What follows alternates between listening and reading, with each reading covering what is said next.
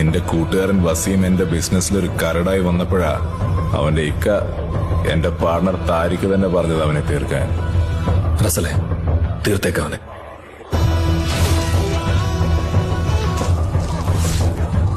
$7 ലക്ഷം നിക്കർ കുടുംബക്കാർ ചൊല്ലും. നിങ്ങൾ ചെയ്യുന്നത് ഡ്രഗ് ബിസിനസ് ആണെന്ന് എനിക്കറിയാം. Z കാറ്റഗറി ഡ്രഗ്സ് കേരളത്തിലേക്ക് അൺചെക്ഡായി ലാൻഡ് ചെയ്യിക്കാനുള്ള സൗകര്യം. That's my offer. ഒന്ന് കെട്ടിപ്പിടിച്ച് കരയാൻ പോലും ഒന്നുമില്ല. അല്ല, മാർക്കോ? വേണ്ട, അവനടക്കം കഴിഞ്ഞിട്ട് അറിഞ്ഞാൽ മതി. മാർക്കോ അറിഞ്ഞെന്ന് തോന്നുന്നു.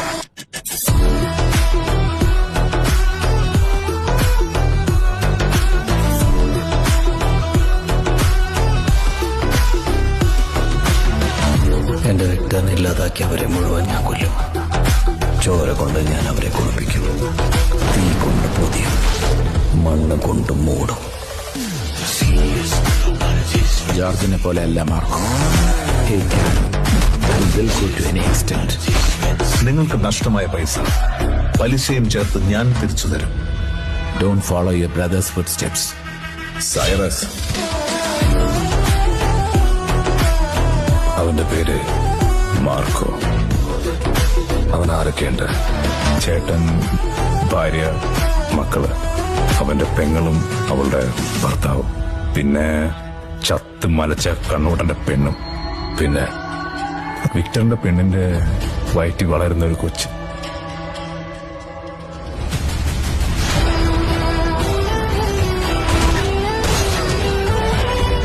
മാർക്കോ, എനിക്ക് ആ കുഞ്ഞിനെ കാണണോടാ. നമ്മളിവിടെ നിന്ന് എങ്ങോട്ട് പോയാലും അപകടം. ആ ചെകുത്തന്മാർ എവിടെ എത്തും?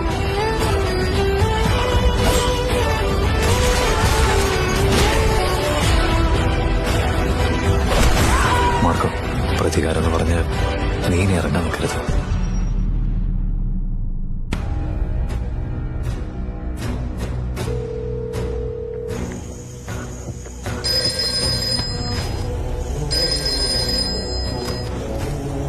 ഹലോ,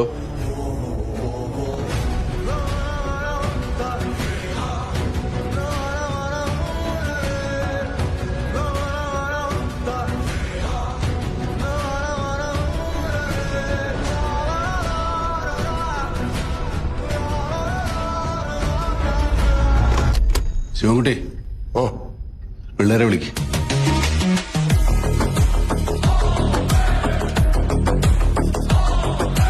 മൈക്കിളേട്ട എങ്ങാനും പറഞ്ഞാലേ പിന്നെ പ്രാന്തം കുരിയച്ചൻ വിചാരിച്ച പോലും നമ്മളെ രക്ഷിക്കാൻ പറ്റില്ല കേട്ടോ.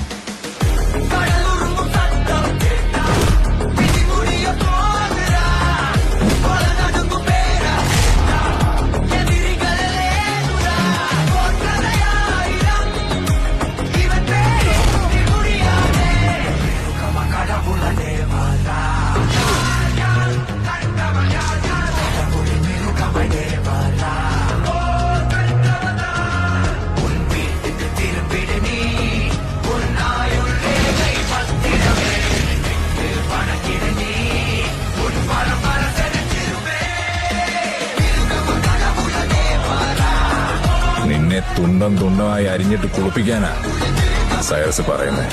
താളികളെ എന്റെ അടുത്തെങ്ങാനും താളിക്കാൻ വന്ന പ്രാന്തം കുരച്ചനാണ് പെട്ടിക്കിരി പട്ടിക്കിട്ട് കൊടുക്കാൻ ഞാൻ.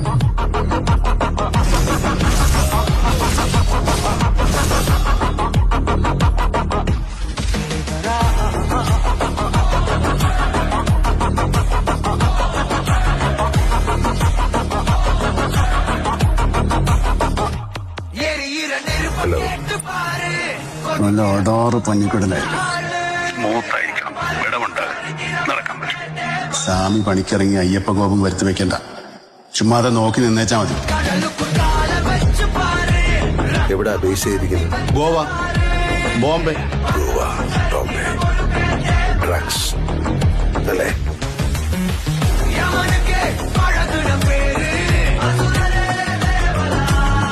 ബോബി, നീ ചെകുത്താൻ വേദമോതെന്നത് കേട്ടിട്ടുണ്ടോ?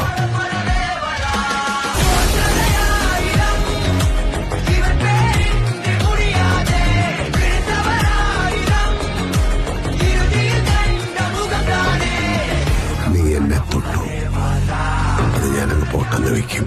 പക്ഷെ നീ രാംദാസാറിന്റെ കുടുംബത്തിൽ കയറി കാണിച്ചു, അത് ഞാൻ സഹിക്കില്ല.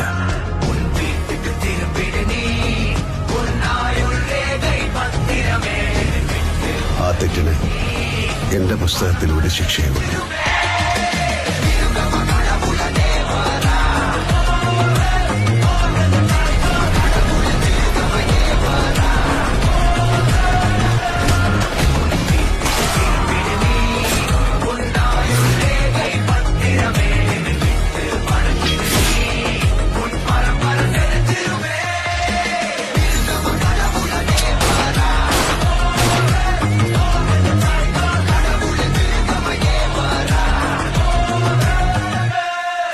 ചേട്ടൻ 10-30 കൊല്ലായിട്ട് അഞ്ഞൂറ്റിക്കാരെ പണിയാൻ ബോംബെയിൽ ഒരു ബ്രഹ്മാസ്ത്ര സെറ്റ് ചെയ്ത് വെച്ചിട്ടില്ലേ?